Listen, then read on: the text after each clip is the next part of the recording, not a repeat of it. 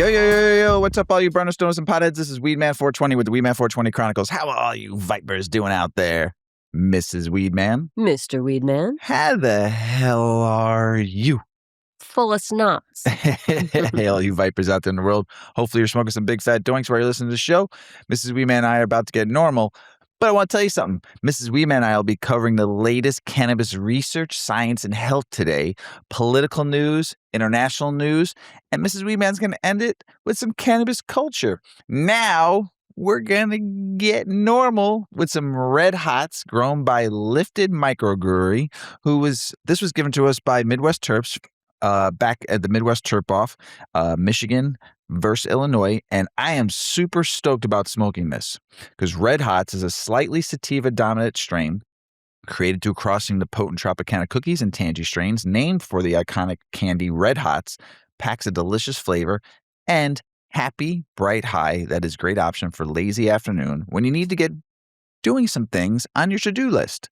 The taste of Red Hots is just like the name, say treat. Ms. Weedman loves Red Hots. With a sweet and sugary berry candy taste ascended by zesty, spicy oranges and a hint of fresh red fruits. The aroma is very similar, with a spicy, peppery orange overtone accented by hints of earthiness and a touch of sweet fruit red candies. The Red Hots high will wash you over quickly, filling your mind with soaring sense of bright energy. You'll feel utterly euphoric, super creative, ready to work on anything artistic at hand. These effects will grow and grow with no ceiling, which can aggravate anxiety at times, though, because of the high sativa. Some people aren't used to it. In combination with the super high THC percentage, these effects make Red Hots a great option for treating experienced patients with a variety of conditions, including chronic fatigue, chronic pain, chronic stress, or PTSD, nausea and depression, or mood swings. This bud has a fluffy and oversized rounded forest green nugs with dark amber undertones, thin dark amber hairs, and frosty coating of tiny sparkling gold-tinted white crystal trichomes. And this is Red Hots, grown by Lifted Microbrewery. Thank you for throwing us to the cause, everybody. Appreciate you. And when I was looking at this bud, boy, it was very pretty. Oh, gorgeous. Mm-hmm. Gorgeous, gorgeous, gorgeous. Tight, but soft and Yes. sticky. Oh, yeah. I nice. smelt it when you were grinding it. Yeah. Oh, all right. Tell us Deep about purple. 8decades.com. Yeah. Well, I get to smoke this wonderful, wonderful nug. Yeah. Head on over to 8decades.com. That is where you will find our cannabis lifestyle brand.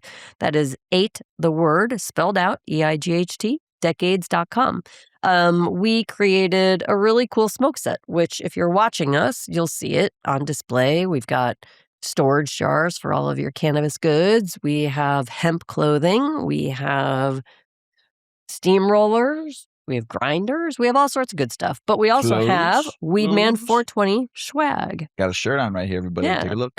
So head on over, check us out, read more about what we do and what our agenda is and what we're trying to accomplish with our brands. And if you sign up for the newsletter, you will get free shipping on your first order. And as Mr. Weedman always says, you supporting 8 Decades supports the show and helps us pay for Shawty, our producer. We love her. Yeah. And we need her. Oh, boy, does that taste wonderful. Yeah, I have no taste buds. Yes, right now. So I don't know. And keep it light, Mrs. Weedman. Yeah. Mrs. Weedman's got a very bad cough right now, everybody. So she's gonna keep it light and tight. Going right now. easy. Yes, going a little easy. Got my tea for the show. It's way too hot to drink. It burnt your mouth when we started. Woo. Yeah. So, well, everybody, I hope you're enjoying this heat dome that's going on right now in the Midwest, all the way to the East Coast, all the way to the Southeast, and also I was driving home today, and my outside car thermometer said 105 degrees. That's without the heat index. The heat index. I was like, boy, oh boy, it is hot outside. Yeah, and I walked out. I walked out a couple times. Like, it's not that bad. And then you walk like 10 feet and you're completely sweating. Oh, yeah, it's really hot. The heat dome, everybody. We're in it right now, all the way until the 5th of July. How many like weather names, new weather names can the world come up with? I don't know. This is a heat dome. This is a heat dome. This is the first heat dome ever. I don't know if it's the first heat dome ever. It's the first one that's ever used that name. Yeah, that's true. Crazy. Or that they've told us that it's called a heat dome. Yeah. So everybody out there, please stay hydrated. Yeah. Stay indoors if you have to. if you're outside working, construction, or any kind of work outdoors, hydrate. Make sure you have cooling stuff on. Don't, make sure you're covering your head. Just protect yourself out there, And I also everybody. think it's important not to overuse your utilities because we're in like a critical time and everybody needs power and everybody needs their services to work. And if we're all cranking everything, because we want to, live at, 65 degrees in our house, well, guess what? It's not cool. Yeah. Conserve a little bit right now. We do need to conserve Yeah. energy, and we do need to protect everybody out there. So if you Yeah. see people out there that are homeless right now and you have a extra bottle of water, and you Hydrate. see them just literally melting on the streets, give them a bottle of water. Mhm. Do something, help some people out there. Be kind, like I always say to everybody. Everybody needs it right now. So, just I pray that everybody out there just really protects themselves in this crazy weather. We got wildfires going on in Utah and where else? Colorado, earthquakes. Oh my God, Venezuela got whacked. California got hit. Fires are starting. Yeah, Floods are happening in Kentucky. Oh, Kentucky got whacked with those floods. Tornadoes all over Illinois. Idaho got whacked with the hailstorm that looked like a snowstorm.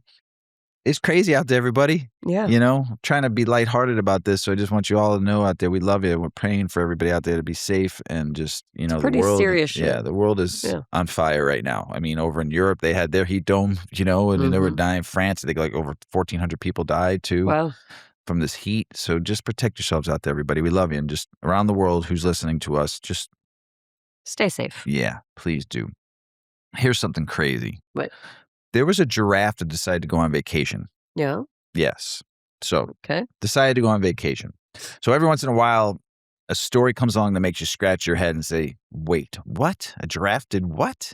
Well, in Texas, they delivered one of those moments with Gracie, the giraffe. Oh. So cute, Gracie. That's a sweet name. Yes. Decided she was done with the regular ranch routine and took herself into a little solo adventure through the Texas Hill countryside. Oh? Yes. So Gracie, a young giraffe, escaped from Cedar Hollow Ranch and disappeared into the rugged Texas landscape. I want to know, first and foremost, how did this giraffe escape and nobody... From a zoo? No, from a ranch. A ranch? Yes. You're allowed to just have giraffes? Maybe it was like a rescue. Rescue, kind of yeah. Maybe in Texas, they do things different down there. You can do a lot of things different in Texas. So now, when most animals go missing, you're looking for paw prints, tracks, maybe a little rustling in the bush, right? But when this missing animal is a giraffe standing about 11 feet tall, you'd think search party would just be able to see this fucking giant thing walking in the tree. Yeah, right. Yeah. The neck, right? I mean, it's all neck, And the search became a full-blown operation, because with helicopter sightings from locals and even reward offering the information leading to the safe return. The funny part, Gracie wasn't causing trouble. She was basically just out there living her best life. I bet she was. Right? Hanging around the Texas countryside, finding food, water, enjoying some freedom. Right? So after nearly 2 weeks. Whoa. Not a day, not 2 days. Yeah. 2 weeks on the loose, Gracie was finally spotted from above about 4 miles from her enclosure. Only that far? Yeah. And she was found healthy and safe, proving that sometimes the best vacation plans are the ones you accidentally make by walking through the wrong gate. Oh. The whole adventure was captured the internet's attention because, let's be honest, a missing giraffe is not your everyday headline. Yeah. That's cute. So you don't wake up expecting to hear breaking news. Keep your eyes open. There may be a giraffe cruising through town. So here's to Gracie, the tallest Texas tourist nobody planned for. She got her adventure, made headlines around the world, and probably has the best you won't believe what happened on my vacation story in the animal kingdom. I bet. When I was reading this article, I was like, how the fuck do you not see a giraffe? Well, if she went into an area that was wooded, right? Yeah, but wouldn't you think? It's 11 feet tall. Dense woods. I get it, but she had to get there. 11 feet tall, and you can't find yellow. Gracie? I don't get it. I'm so confused. For 2 weeks. Okay, I understand. Look up. I can understand for 2 or 3 days, Gracie might have been missing. Yeah. 2 fucking weeks? Are you kidding and me? she was only 4 miles from the place. Right. Exactly. I don't get it. All right, but we can't pick on them because we don't know. I'm not picking on anybody. I'm proud of Gracie for taking that vacation. I want to hear her story. I want to know what she tells the other giraffe. You guys, I saw these people. You wouldn't believe what they were doing. I mean, seriously, like I'm still I dumbfounded. ate some of the best leaves. You wouldn't believe it. I was free. Like I was in Africa. I was running around and no one was looking for me and I got to live some life for a minute. And now I'm back on the ranch. Oh, shit. And I got to go back there. Well, Gracie, here's to you. Hopefully you got to enjoy a moment of freedom and got to live some life and have some fucking fun. Like I tell you all out there, be Gracie. Go escape and go on vacation and go have some fun because this is the holiday week. 4th of July week going into the weekend. July 4th is our 250 years of America, right? Mm-hmm. Pretty amazing. So we've been around for 250 years and still learning and growing every day on how to be a better country. Yeah, that's for sure. So everybody out there, go enjoy some life this weekend. It is my favorite holiday of the year because there's just barbecues, fireworks, and just drinking some beers and smoking some doinks. So go have some fucking fun, everybody. Go stress relief. Go enjoy your friends and family and have some fucking fun. Like Gracie. Yes. Be Gracie for a day. Be Gracie. You ready to get the show started? Yeah, let's do this. A new study highlighted by Science Daily titled "Scientists Found a Cannabis Compound That Relieves Pain Without the High" is shining a spotlight on something cannabis fans have been talking about for years, the power of terpenes. Researchers found that certain cannabis-derived aromatic compounds may help reduce pain without producing the intoxicating effects associated with THC. When most people think about cannabis and pain relief, THC and CBD usually steal the spotlight. But cannabis is basically a giant chemistry set created by nature, and there are hundreds of compounds working together. Terpenes are the molecules responsible for many of the smells and flavors we recognize. Everything from citrusy strains to those funky what's growing in this jar aromas. Researchers looked at several cannabis terpenes and found they showed promising pain-relieving effects in animal models involving conditions like fibromyalgia-related pain and pain following surgery. One terpene called geraniol, I probably butchered that word, geraniol, Geraniol, stood out as showing particularly strong results. Other terpenes studied including compounds like linalool, beta-carotene, and alpha-humulene. Now, before everybody starts saying, cool, so my favorite strain is basically a medicine cabinet. Still early research. These results came from laboratory and animal studies, which means scientists still need what? More research, especially human clinical trials, before making medical claims. But this is exactly why cannabis research keeps getting more interesting. For years, cannabis conversations were mostly about THC percentages. The bigger the number on the label, the more attention it got. But science keeps showing us there's ways more going on the inside the plant. The future of cannabis medicine might not just be about chasing the strongest THC, which we have talked about so many times on this show. It could be about finding the right combination of cannabinoids and terpenes for specific needs, which we've talked about so many times on this show. Give me all the cannabinoids, give me all the terpenes, give me all the flavonoids, give me all the flavonols, give me all the esters. So thinking about it like a recipe. THC might be one ingredient, CBD might be another. Plus, don't forget there's other cannabinoids too that we all love. CBG fights inflammation, great for digestion. You also have CBC, great for brain health, also great for getting rid of acne. We also have THCV, which is the diet cannabinoid, helps you not want to eat, gives you a little energy. There is so many more. I'm not even mentioning. There's just a few. CBN, great for sleep. How can I miss that? $1 billion cannabinoid now. But remember, it's about the whole plant. So sometimes it's the little things that bring the whole dish together. Miss Weedman made some enchiladas yesterday, and I had to have them again today because it was the whole thing. It was absolutely delicious. So cannabis might not work the same way. The exciting part is these compounds appear to offer possible paths towards pain relief without traditional high associated with THC. That could open the doors for people who want potential benefits of cannabis compounds but don't want impairment. So while we're still waiting for more research, one thing is becoming clear. The cannabis plant has been hiding a lot more secrets than just THC and CBD. Every time scientists peel back another layer, the plant says, oh, you thought you knew me. Hold my nutrients. The future of cannabis science might not just be about getting higher. It could be about getting smarter about what's really inside the plant. Ugh, such a good article. Such a good article. Ugh. It's what we've been preaching about for 7 years, right? Yep. And talking about as we've learned more and more every year. Like I said, we are not experts. We learn, educate ourselves to do this show to help educate others. That's what this premise of this show has been about since day one. Mhm. You know, I've been talking about that. We were not experts. I don't want to be an expert at all. Right. Because then I'll start learning and growing. Mhm. So the more I learned, the more, and Mrs. Weedman learns, hopefully we can teach you by what we learned. We do the work for you. Just listen and share the show. And if you're new to the show, we smoke the strain at the start of the show so that it helps you understand the changes that happen in people's behaviors. Sometimes we're reading slower, sometimes we're reading faster, sometimes we're laughing a lot, sometimes we can't stay focused.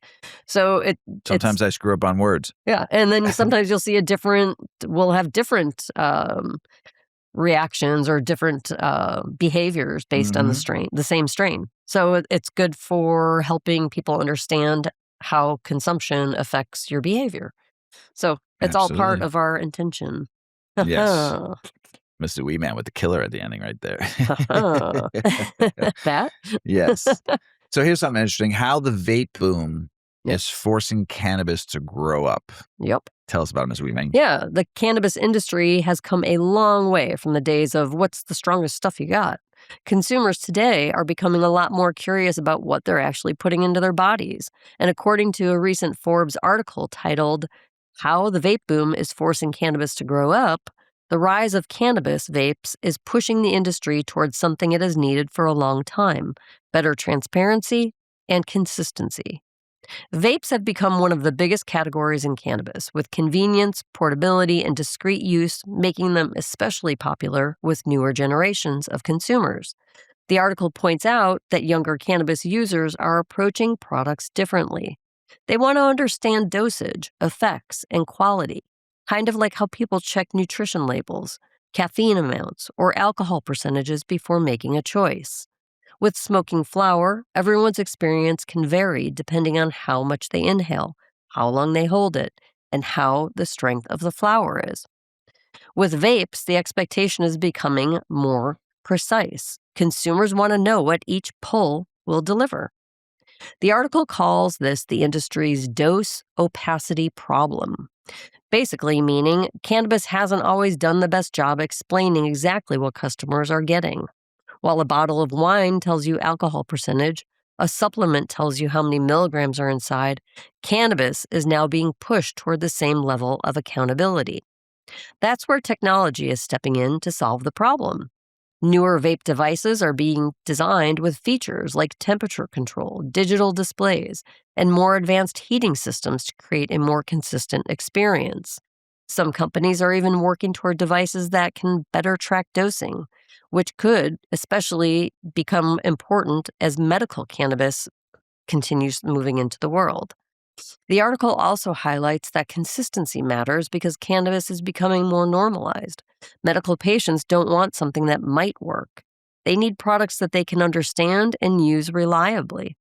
If cannabis wants to compete alongside traditional medicine and wellness products, being able to measure dose and explain effects will become a huge part of the future. Now, longtime cannabis consumers might hear all of this and think, wait a minute, we're doing just fine with a lighter and a grinder. And fair enough. There's always going to be a place for classic flower and its uses. But just like coffee went from a basic cup of joe to having temperature-controlled machines and apps tracking your caffeine intake, cannabis is entering a more technology-driven era. The vape boom is forcing the entire industry to become more professional, more transparent, and more focused on the consumer experience. The days of guessing what you're getting are slowly being replaced with a future where people know exactly what's in their products and how they will affect them. And honestly, if they can make a vape that tells people exactly what's left in the cartridge before it magically disappears overnight, that might be the biggest innovation of all. Tell me about it. Yeah. That whole article was really good, though. So if you go on we usually have the articles listed. Yeah, So read there the will be a whole link. article. Yeah. It would be cool if you could hit I want a 10 milligram dose. and you hit a button, and whether you could pull on it 3 times to get those 10 milligrams, or you could pull on it once, depending on how much combustion it creates, Yep. that you know how many milligrams you're getting. Yeah. Because I think that vape users in general just puff on those things everyone I see with vapes, they just keep puffing on it. Destroy the endocannabinoid system, Yeah. everybody, when you're And they're smoking just over-intoxicating. 95% of THC percentage and you're just hitting that thing. Well, and my experience with the distillate vapes is that it's just a peak and crash. It's just a super short and sweet high. Mm-hmm. And so, every 10, 15 minutes, people are puffing on it. Just like the nicotine vapes. Yeah. You're made to puff on it constantly. Yeah. So a Convenience. dose control would be that would be dope. Really fantastic. Seriously. Yeah. That would be good. A new study published in the Science directed tilted cognitive performance and subjective effects the morning after last use of smoked cannabis by adults who use cannabis frequently. This is a really good article. Wow. So this was like an observational study is exploring a question that comes up more and more as cannabis becomes mainstream. Does smoking cannabis at night have effects on your brain the next morning? Tell me, this was really we do good. this. Yes. Researchers looked at regular cannabis consumers to see if there was measurable difference in memory, attention, and feelings of intoxication 12 to 15 hours after smoking, and the results were more complicated than a simple yes or no. The study followed 65 adults who regularly used cannabis and compared them with 65 adults who had not used cannabis in the previous month. Cannabis groups smoked legally purchased pre-rolls at home in the evening, then came into the lab the next morning for testing. Researchers looked at memory, problem-solving speed, and even measured THC levels in blood and oral fluid. The big headline: the cannabis group did not show significant overall difference in cognitive performance compared with the non-cannabis group the next morning. Pretty good. That means things like basic memory test and task performances were not dramatically worse simply because someone had smoked cannabis the night before. But, and this is where cannabis science gets interesting, the researchers found that some important details hiding underneath the main result. When they look specifically at people using higher potency products, especially infused joints with much higher THC levels, they found some signs of reduced performance in certain areas, particularly delayed verbal recall, which is basically the ability to remember information after some time has passed. In other words, the person who smoked a standard cannabis product and the person who smoked a very high THC-infused product may not have the exact same next-day experience. Interesting. And that makes sense when you think about how cannabis products have changed. The study noted that cannabis potency has increased dramatically over the years, with many products today reaching THC levels that previous researchers' studies didn't always examine. Back in the day, people weren't walking into a dispensary looking at 30% THC flower or concentrate-infused pre-rolls. Today, some products are basically the cannabis equivalent of turning the volume knob all the way up. Sometimes you got to ask, is this a relaxing evening, or did I accidentally buy the rocket fuel? The researchers also found that some cannabis users still reported feeling mild effects the next morning, even though their overall cognitive testing looked similar to a controlled group. This is an important distinction. Feeling something and being measurably impaired are not always the same thing. Someone might wake up saying, I still feel a little lifted, but that doesn't automatically mean they can perform a task. Science has to separate the feeling from the measurable effect. One of the biggest takeaways from this study is that dose and potency matter. The results suggested that regular cannabis consumers may not experience major next-day cognitive problems after typical use, but higher THC exposures could create more noticeable lingering effects, especially with memory and related tasks. The researchers also pointed out that cannabis affects everyone differently. Factors like tolerance, frequency of use, the amount consumed, the THC percentage, and how cannabis is consumed can all change the experience. And this is why cannabis research is moving from the old school question of, is cannabis good or bad? The better question is becoming, what type of cannabis, how much, how often, and for what person? Those are all good questions. Let me read that again.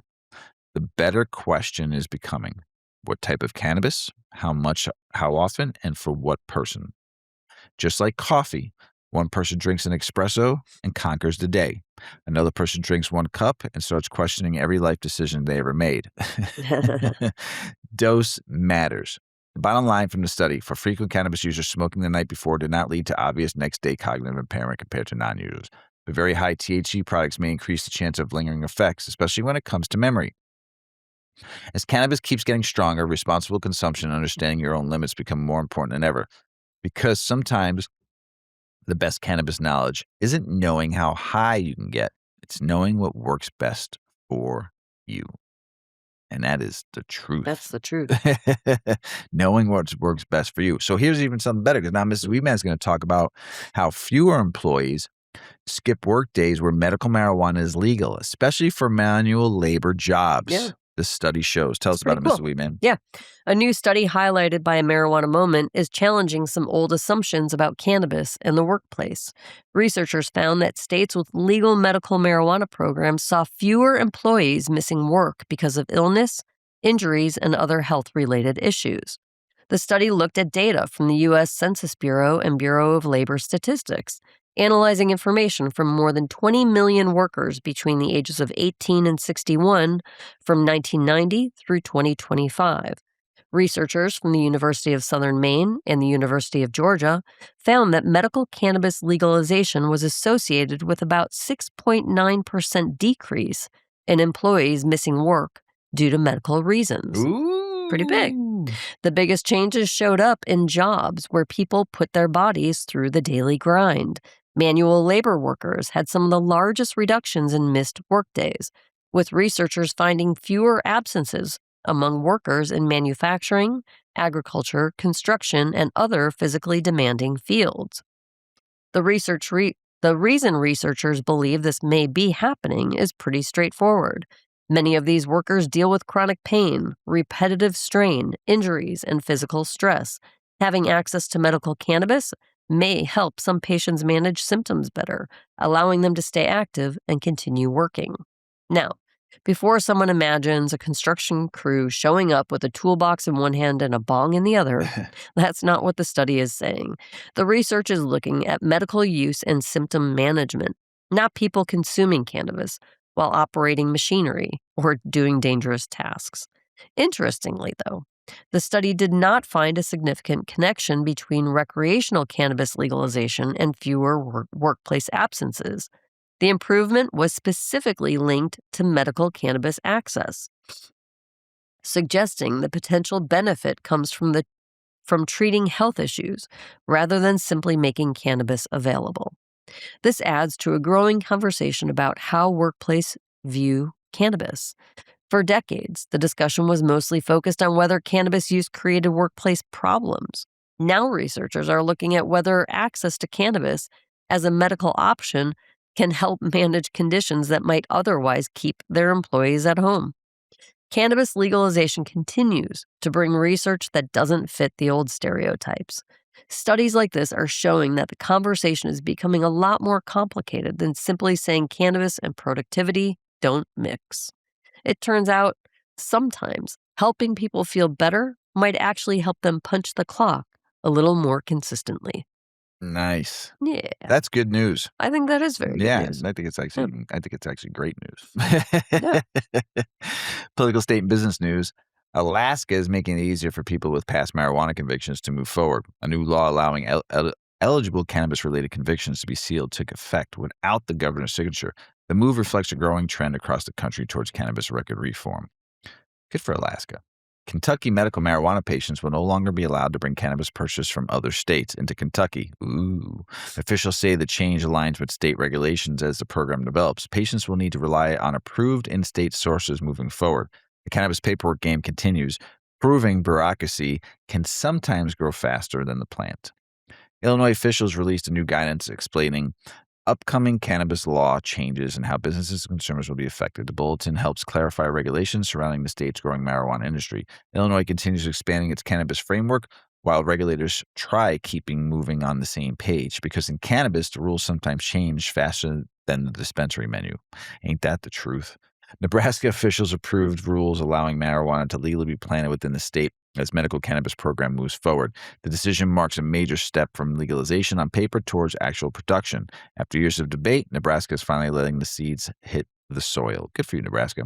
A new poll shows Pennsylvania voters strongly support legalizing recreational marijuana, while many respondents blame Republican lawmakers for blocking progress. The state remains surrounded by illegal cannabis markets, but continues debating its own approach. Pennsylvania might be realizing that neighbors aren't waiting around. They're already collecting tax dollars. A new federal report found states collected nearly $15 billion in marijuana-related revenue over the last 5 years through taxes and fees. The numbers highlight cannabis as a major economic contributor. Love it or hate it, the plant keeps proving it knows how to pay bills, and apparently a lot of them. A former Olympian who once competed under strict anti-cannabis rules now studies the plant professionally. Their career shifts reflects how dramatically cannabis attitudes have changed in sports and science. The same plant that was once treated like a career-ending controversy is now becoming a research topic. Talk about a comeback story. New York's cannabis industry appears to be finding more stability after challenging rollout filled with delays, regulations, and market struggles. Legal businesses are gaining momentum as the state continues building its program.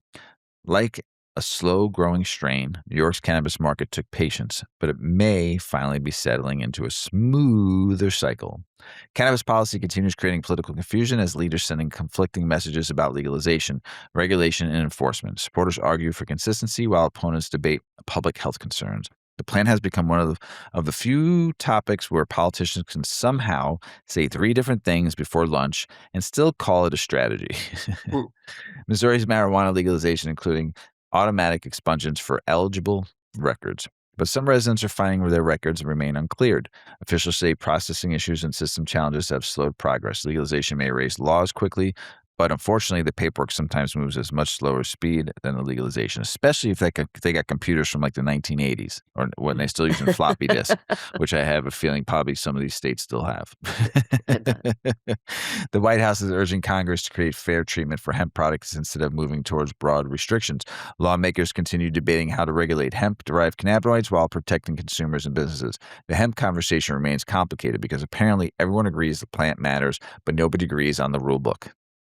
Now I'm passing that joint over to you, Mr. All right, Weedman. let's see if I can get through this without a cough attack. We got some more political, state, and business news. The DEA is defending its position that HHC, the hemp-derived cannabinoid, is federally banned, responding to lawsuits from industry groups. The dispute highlights the ongoing confusion around hemp regulations and synthetic cannabinoids.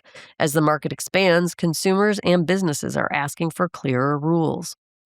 New research is examining cannabis policy and how regulations impact communities, consumers, and public health outcomes. The study highlights the importance of using evidence-based instead of assumptions when creating cannabis laws.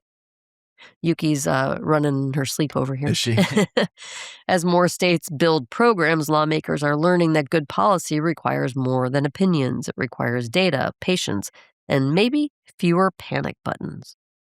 A bipartisan group of senators introduced a marijuana banking bill as federal rescheduling discussions continue. The legislation aims to provide safer financial access for cannabis businesses currently operating in a complicated banking environment. For an industry making billions that's still dealing with banking headaches, it's like trying to run a dispensary using a piggy bank. Hemp THC products remain legal across South Carolina after efforts to restrict sales failed. The decision keeps the state's hemp market operating, while lawmakers continue debating future regulations. Consumers and businesses get more breathing room, but the hemp debate isn't disappearing anytime soon. Mm-hmm. A Chicago restaurant removed a customer after complaints about the smell of cannabis. The incident sparked conversations about public perception, social acceptance, and how communities handle legal cannabis use. As legalization grows, the smell debate continues. New York opened its first cannabis education center, that's very exciting, designed to help doctors better understand medical marijuana. The program aims to improve healthcare professionals' knowledge about cannabis treatments and patient conversations. As cannabis enters mainstream medicine, doctors are finally getting the education they should have had years ago. Hey, really, it's better late than never, right? Mm-hmm. A new discussion highlights how marijuana prohibition limited scientific research for decades, slowing progress in our understanding of the plant. Researchers argue that outdated restrictions created unnecessary barriers to studying cannabis. The irony is pretty obvious. Banning the plant didn't stop people from using it. It mostly stopped scientists from learning about it. Indiana lawmakers and researchers are exploring how data can guide future cannabis policy decisions. Supporters say evidence based approaches can help create smarter regulations and avoid repeating mistakes from other states. 6 states have passed hemp related legislation as federal lawmakers debate possible THC restrictions. States are trying to balance consumer access, business concerns, and safety regulations. The hemp industry is watching closely as rules continue to shift.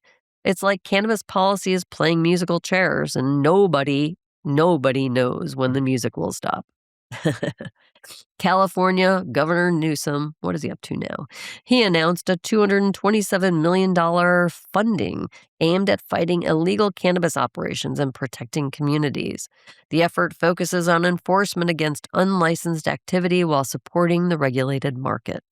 California's message is clear. Legal cannabis gets a seat at the table, and the underground market does not get VIP access.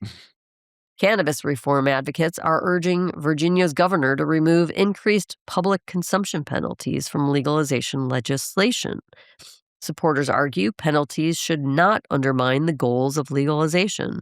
The debate shows that even after legalization passes, the details matter because sometimes the fine print causes more drama than the headline.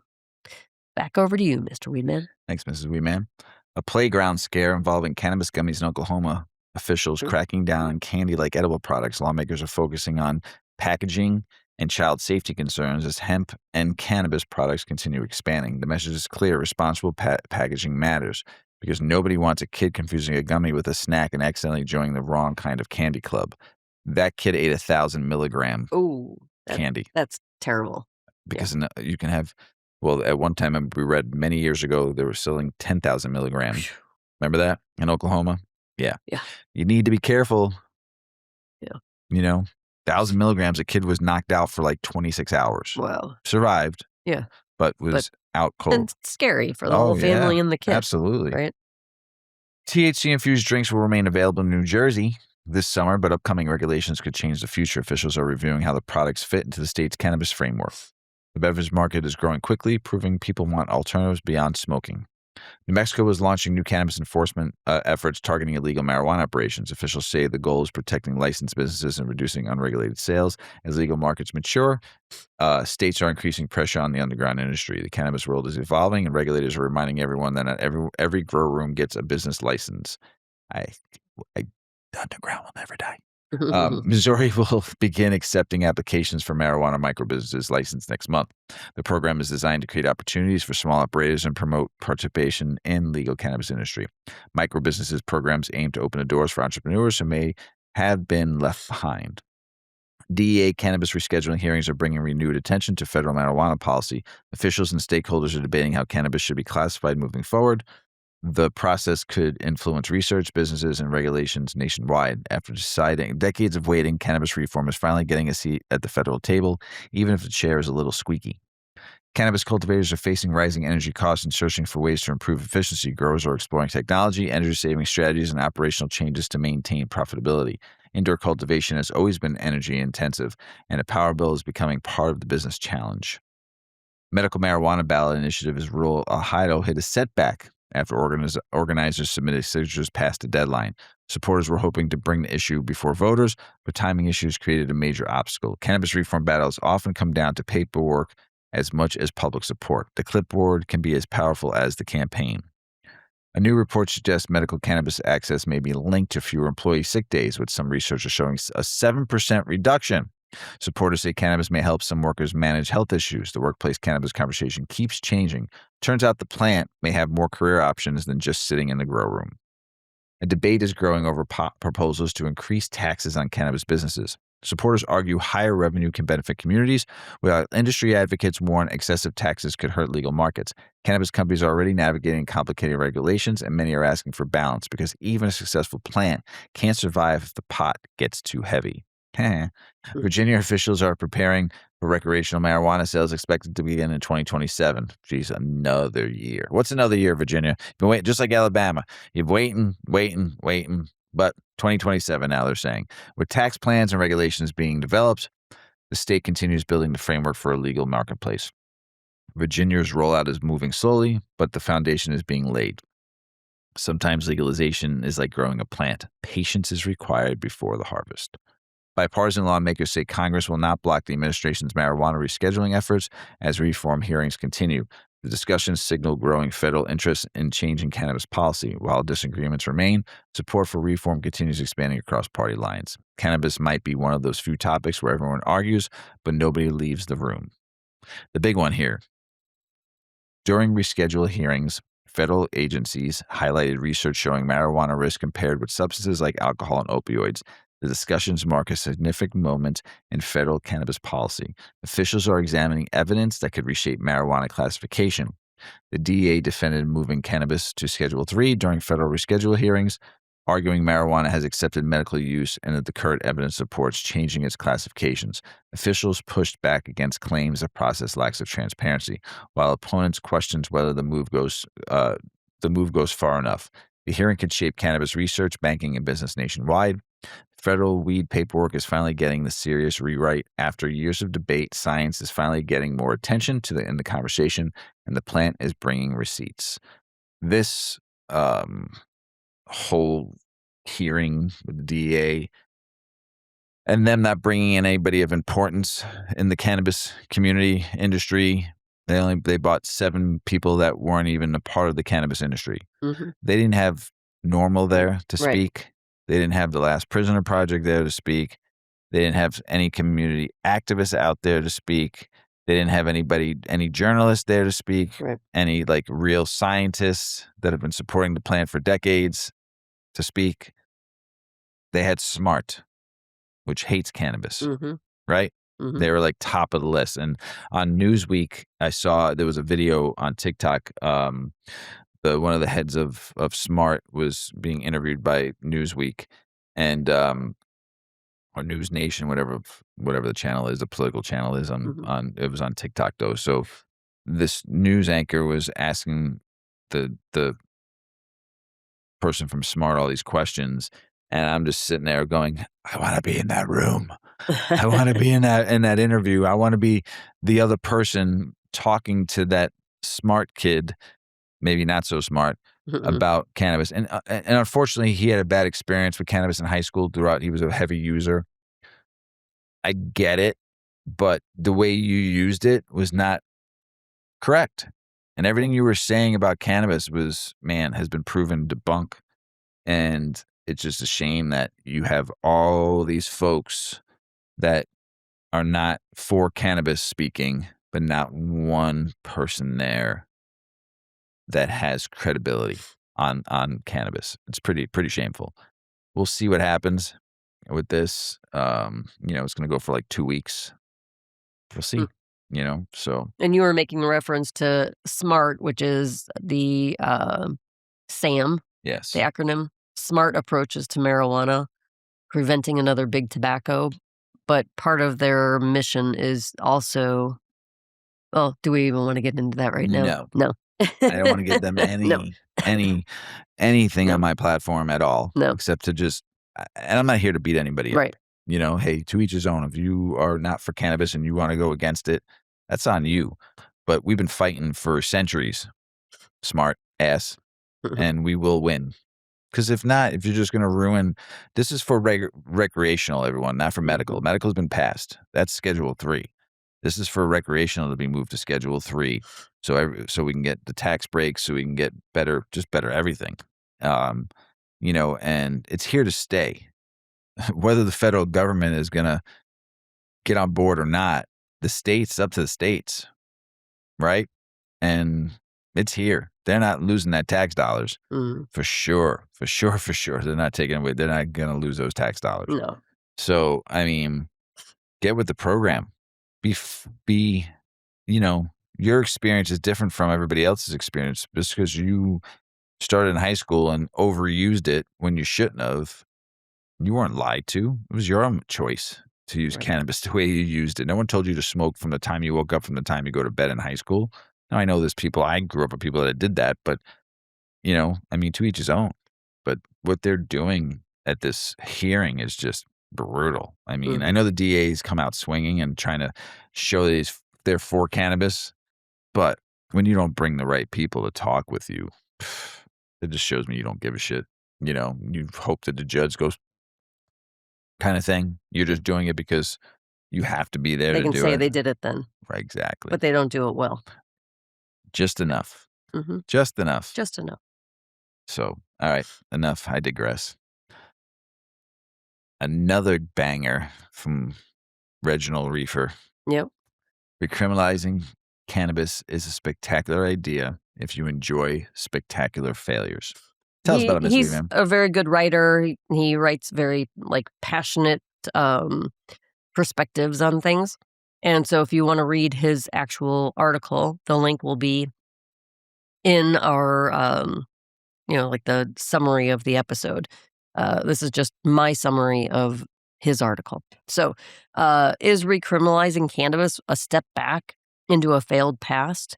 An opinion piece from cannabis.net takes a look at the growing debate over whether some areas should bring back stricter cannabis laws after their legalization and decriminalization efforts.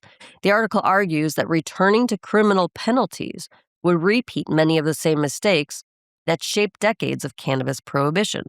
The discussion comes as some critics argue that legalization has created new challenges, including concerns about public consumption, regulation, and the struggles that some legal markets have faced. But the article's main argument is that making cannabis illegal again would not erase those problems. It would simply move the market back underground. One of the biggest points raised is that prohibition didn't eliminate cannabis use. Instead, it created an unregulated market where consumers had fewer protections, products weren't tested, and communities spent years dealing with arrests and criminal records related to cannabis offenses. Supporters of legalization often argue that regulation gives governments the ability to set rules around testing, age restrictions, licensing, and safety standards. The idea is that if people are going to consume cannabis anyway, having it in a regulated system allows for more oversight than pushing everything back into the shadows. Now, there are plenty of issues still being worked out, from high taxes and complicated regulations to competition with the unlicensed market. The industry has definitely hit some growing pains, and nobody is pretending legalization solved everything overnight. But the article argues that those problems are reasons to improve legalization, not abandon it. Going backward would mean losing some of the progress made in areas like medical access, consumer safety, business opportunities, and reducing criminal penalties for adults using cannabis. It's kind of like finding out your first attempt at baking bread didn't come out perfect and deciding, forget it, forget. I'm never gonna make bread again. We're going back. We're just gonna eat raw flour. The answer usually isn't about throwing everything away. It's about fixing the recipe. The cannabis conversation has changed dramatically over the last few decades. What was once treated almost entirely as a criminal issue is now being discussed as medical, economic, and public policy issue. The debate moving forward isn't just about legal versus illegal. It's about what smart regulation actually looks like. Cannabis laws are still evolving, and there are legitimate conversations to have about improving the system. But history shows that simply putting cannabis back in the criminal category may bring back many of the same problems that people have spent years trying to fix. Please. Like, really. I mean, Massachusetts it's gonna be on the ballot. So crazy. It's gonna be on the ballot. Maine, most likely gonna be on the ballot. It's crazy. Tell me about it. It doesn't even make sense. It doesn't, not at all. I mean, Massachusetts is a billion-dollar industry. Figure out good regulations and move forward. Just Hello. crazy. In the to me. meantime, would you like a 6-pack, 12-pack, 24-pack? Pack of smokes. You want a pack of smokes? How about a vape? You can have them all, Yeah. just not before 10 a.m. on Sunday in Michigan. Will you light that joint up for me? I will. Or is your throat okay? I'm all right. Are you sure? Yeah, Here, let me I light got it up. 3 colas. Let me light I it. got my tea. I got it. Yeah, I know, but I don't want you to have a coughing fit, though. Mrs. Weedman's got a little respiratory thing going on. I got problems. Yeah. What else is new? Health. What is that? Good health, I should say. What? Hey, I'm always working towards being healthier. Yep. Some things I just can't control. I can control this, though. International news. Yeah. Canada's Cannabis Council is suspending operations, citing financial pressure, complicated regulations, and strong illegal market, hurting licensed producers. The group says many legal businesses are struggling despite billions in industry revenue. Legalization was supposed to change the game, but the black market is still playing defense like it never left the field. Come on now. Like I said, it's not going to go away. Too much money. Too much money. Too much money. Ooh, that tastes good. Mm. Countries around the world continue experimenting with cannabis reform, but each nation is taking a different path. Governments are balancing public health regulations and economic opportunities while learning from early legalization efforts. The global cannabis experiment is still unfolding. Basically, the whole planet is comparing notes while trying to figure out the best recipe. Despite concerns about market struggles, cannabis industrial growth continues as businesses adapt and consumers remain interested in worldwide. Price changings are becoming part of the maturing market as companies compete and evolve. Like and growing industry, cannabis is finding its balance because even the strongest plant needs the right condition to thrive. Guam's first permitted cannabis facility since legalization marks a major step forward building its regulated industry. The operation represents progress from policy discussions into actual cannabis production. As more regions launch programs, the trend is clear. Legalization is one thing, but building the infrastructure is where the real work begins. The UK medical cannabis market is expected to continue rapid growth, and with patient numbers projected to reach around 140,000 in 2026, more products and increased access are expanding the program. Medical cannabis is moving forward into mainstream healthcare conversations overseas, proving the plant's journey from controversy to treatment options is still gaining momentum. A review highlighted how countries legalize cannabis may matter more than simply whether they legalize it. Researchers are examining different regulatory models and their impacts on consumers, businesses, and public health. The worldwide cannabis experiment is showing there's no one-size-fits-all approach. Apparently, even legalization needs its own strain selection. Health Canada ordered an Ontario cannabis store to remove a colorful mural, raising questions about branding rules and cannabis marketing restrictions. Regulators continue balancing public visibility with advertising limits. The industry keeps learning that even a cool wall design can become a regulatory conversation because apparently cannabis art needs permission slips too. And I saw the mural. I saw the whole building was painted in murals. It was absolutely gorgeous. Don't get it. It wasn't offending anybody. Right. It was pretty. Pretty amazing. The In your artwork. opinion. I thought it was pretty amazing. There's always someone who says, no, I don't like it. And they say no louder than you say yes. Ugh, terrible. Terrible, terrible, terrible. We love music. We've been to plenty of outdoor music concerts, right? Oh, yeah. And we've always smoked marijuana at our outdoor music concerts we've gone to. Of course. It's part of it. And so tell us a little bit about this magical mix of outdoor concert music and marijuana. This summer is the summertime season. Yep. All the big, was it Electrical Forest just happened over the weekend? We got Lollapalooza coming here in Chicago pretty soon. A couple weeks, August. Always something going on. Riot Fest. Riot Fest is September. Yep. So North Coast. Yeah, there's the festival down in Peoria too. That big festival, 3-4 day festival. There's so much. This is just Illinois. There's so much across the country. I mean, just amazing summertime season in the Midwest all the way to the East Coast. I would not want to be in Florida right now, an outdoor festival right now. Swamp ass up. That's great wintertime and fall, early spring. Yeah. But right now, this is the season you're talking about all across the north. From one end to the other. So this is festival season. So tell us about it, Ms. Weedman. Yep. Summer is here, and that means one thing. The outdoor concert season is officially in full swing. A recent article from the Fresh Toast explores the longtime connection between cannabis, live music, and the unique experience that happens when people gather outside under the sun and stars.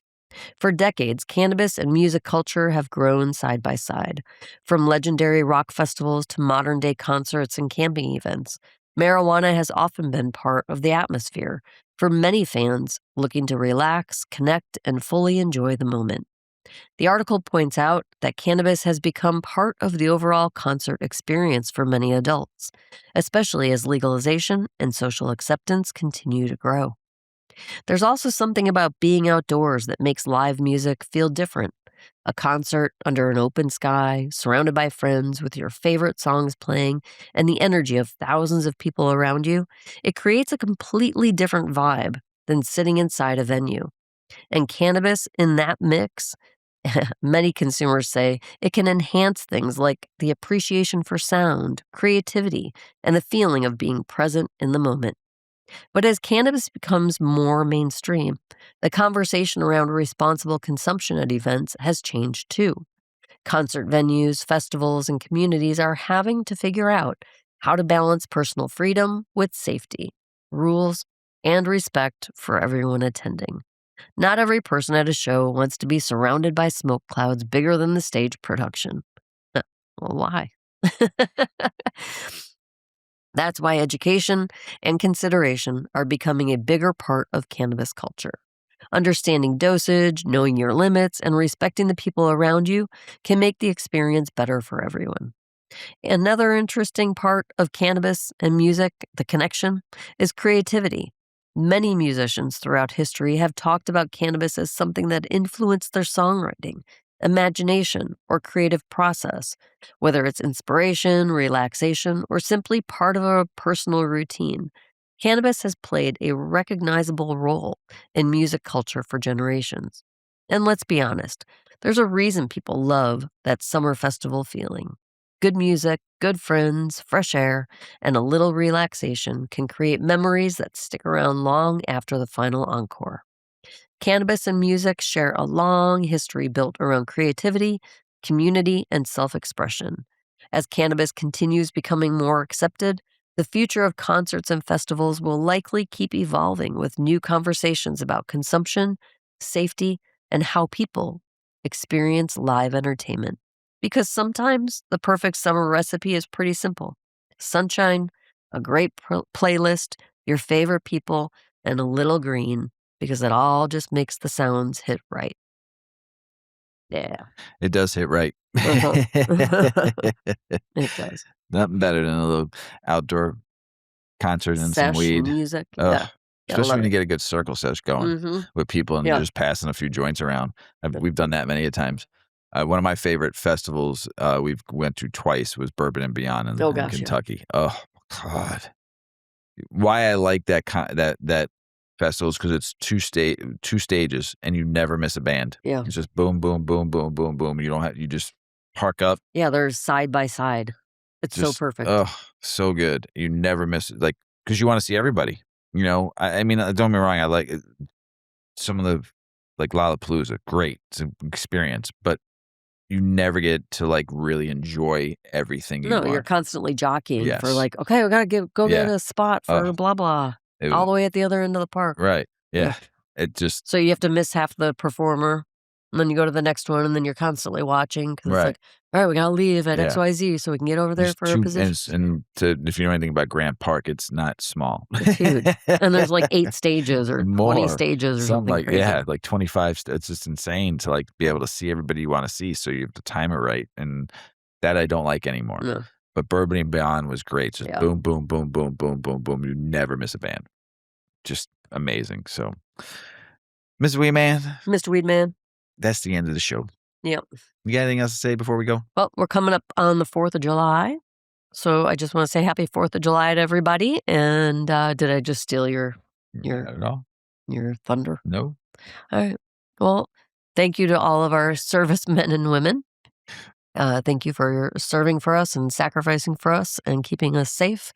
And God bless America. I can't believe 250 years old. 250 years. And then you go to Europe and you're like, oh, we're really babies. Yeah, we're babies. Yeah. But at the same time, happy 250th birthday. Yeah. That's pretty cool. It's amazing. Everybody out there, Yeah. go enjoy this weekend. Go enjoy some life. Go have some fucking fun. Stay cool. Remember, hydrate. wear cool clothes, be cool out Yeah. there. We love you. As Paulie always says, smoke smart. Puff, puff, and away. Puff, puff, pass. Check out our cannabis lifestyle brand online at 8decades.com. Our custom smokes and accessories are perfect for your coffee table, bedroom nightstand, or kitchen counter. They're designed for you to show them off. The Canna community is also loving our hemp and cotton blend t-shirts, sweatshirts, scarves, and hats, finished off with our 8 Decades logo. We've got some awesome long-lasting goods that will be your favorite for years to come.